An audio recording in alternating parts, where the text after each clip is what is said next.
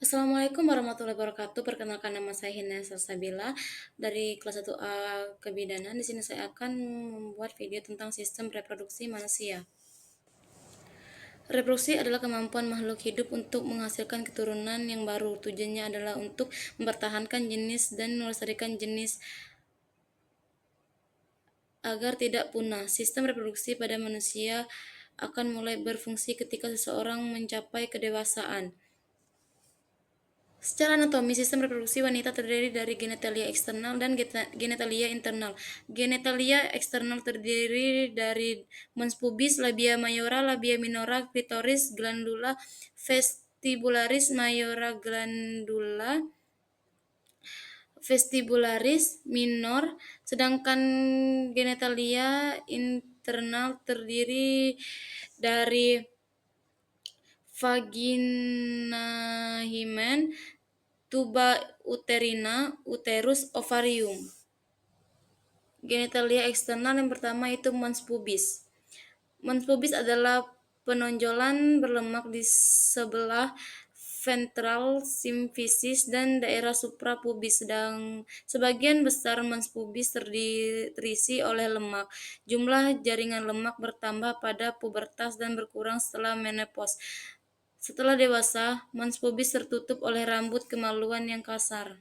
Labia mayora. Labia mayora merupakan organ yang terdiri atas dua lipatan yang memanjang berjalan ke kaudal dan dorsal dari mons pubis dan keduanya menutup rima pudendi.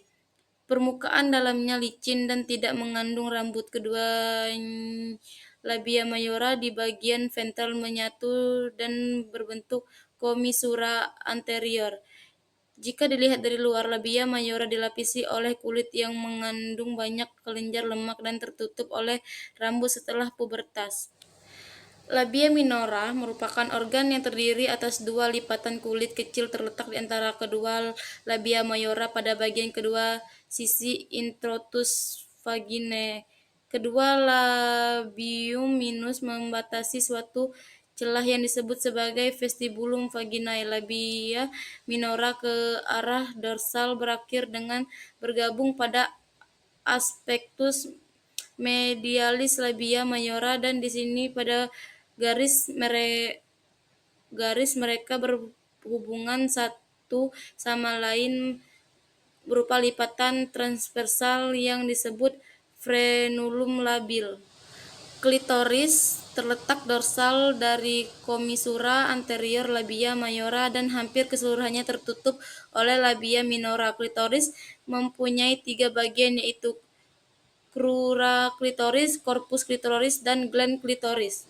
Glandula vestibularis mayor, sering disebut juga kelenjar Bartolini, merupakan kelenjar yang bentuknya bulat atau ovoid yang ada sepanjang dan terletak dorsal dari bulbulus vestibule atau tertutup oleh bagian posterior bulbulus vestibule.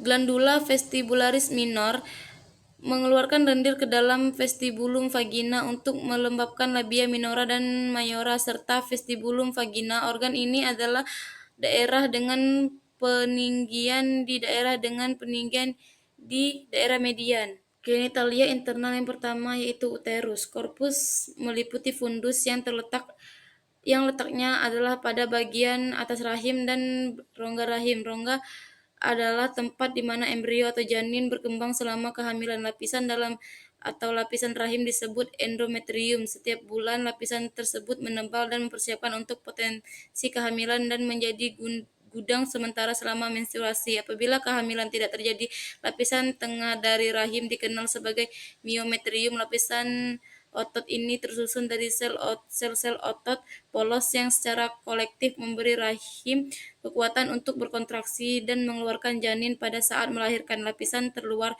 dari uterus adalah serosa yang dikenal juga sebagai perimetrium. Serviks adalah bagian bawah rahim yang menyempit yang bergabung dengan bagian atas vagina. Pembukaan serviks kecil di dalam vagina disebut os eksternal, sedangkan yang di rongga rahim disebut os internal. Serviks memungkinkan untuk sperma dapat memasuki rahim selama berhubungan seks dan cairan menstruasi mengalir keluar dari rahim selama menstruasi. Leher rahim dapat dibuat visualisasinya. Vagina dibentuk dari jaringan otot saluran sempit yang memanjang dari lubang vagina disebut introitus ke leher rahim. Vagina juga dikenal sebagai jalannya bayi untuk lahir karena faktanya bahwa janin melewatinya untuk dilahirkan selama persalinan yang alami. Pada bagian dalam vagina muncul dengan banyak lipatan selaput elastis lunak yang disebut dengan vagina rugae. Hal ini memungkinkan vagina berkembang pesat selama berhubungan seksual atau persalinan. Selama menstruasi, vagina menyediakan saluran untuk keluarnya cairan menstruasi mengalir keluar dari tubuh. Ovarium adalah kelenjar berpasangan yang berbentuk oval kecil yang melekat pada setiap sisi rahim melalui ligamen ovarium yang berserat tipis. Pasangan kelenjar berpasangan ini memiliki tanggung jawab untuk menyimpan dan memelihara sel telur yang belum matang untuk menjadi telur yang matang. Setiap bulan, salah satu ovarium melepas sel telur matang ke dalam tuba falopi yang berdekatan di samping memproduksi telur. Indung telur menghasilkan dua hormon seks utama wanita, estrogen dan progesteron, yang mana sangat penting dalam mengatur siklus menstruasi. Tuba falopis secara sederhana disebut dengan tabung adalah dua saluran yang menghubungkan ovarium ke rahim.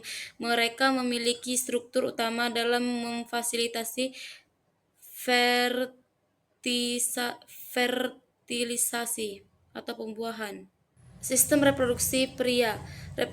Secara anatomi, sistem reproduksi pria terdiri dari genitalia eksternal dan genitalia internal. Genitalia eksternal terdiri dari penis dan skrotum, sedangkan genitalia internal terdiri dari testis dan organ-organ penunjang. Fungsinya yaitu epididymis, ductus deferens atau vas deferens, vesikulasi semilasi, ductus ejaculatorius, glandula prostatica, dan glandula bulbouretalis, glandula Cowperry. Penis. Secara anatomi, organ penis dibagi menjadi dua, yaitu pars occulta dan pars libera. Pars occulta yang disebut juga radix penis atau pars fixa adalah bagian penis yang bergerak, terletak dalam spatium perinea supernalis. Pars occulta merupakan jaringan erektil. Skrotum merupakan kantong yang terdiri dari jaringan kutis dan subkutis yang terletak dorsal dari penis dan kaudal dari simfisis pubis. Skrotum juga terbagi atas dua bagian, dari luar oleh rape skrota dan dari dalam oleh septum skrotum skrota.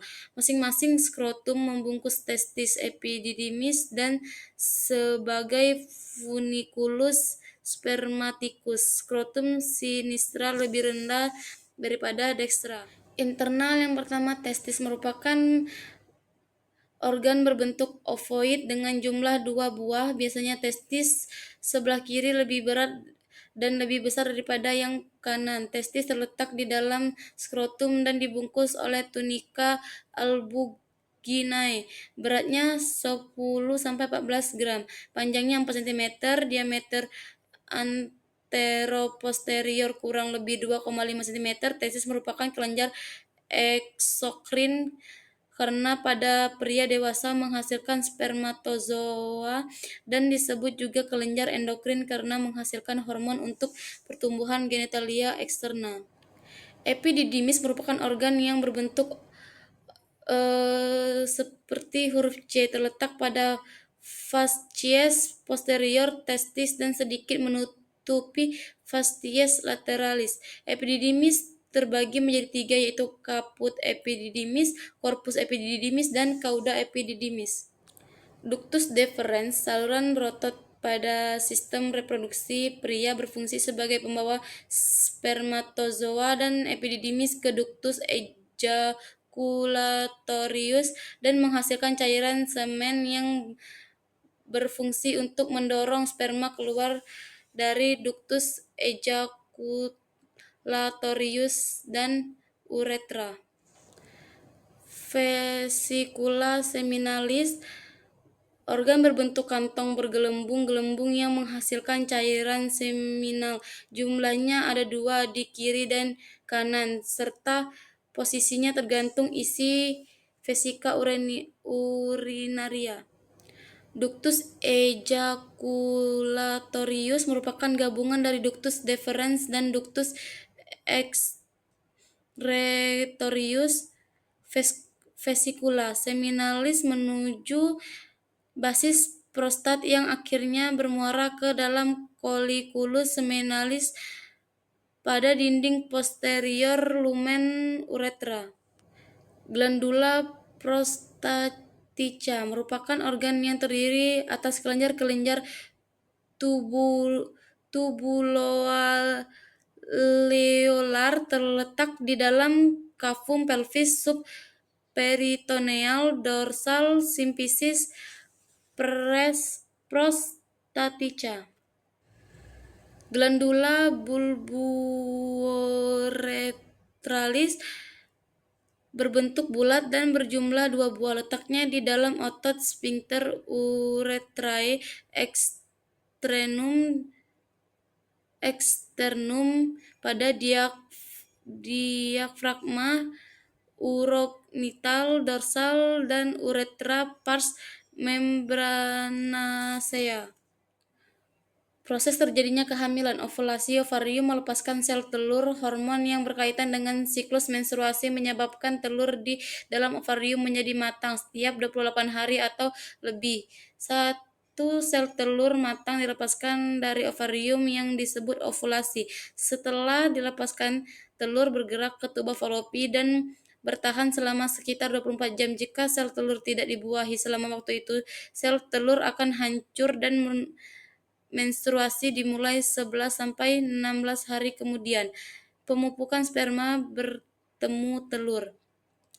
Telur yang matang dibuahi ketika bergabung dengan sel sperma. Sperma terkandung di dalam air mani yang mengalir ke vagina melalui leher rahim dan rahim kemudian masuk ke saluran tuba. Jika berumur kurang dari 24 jam, telur bisa dibuahi oleh sperma.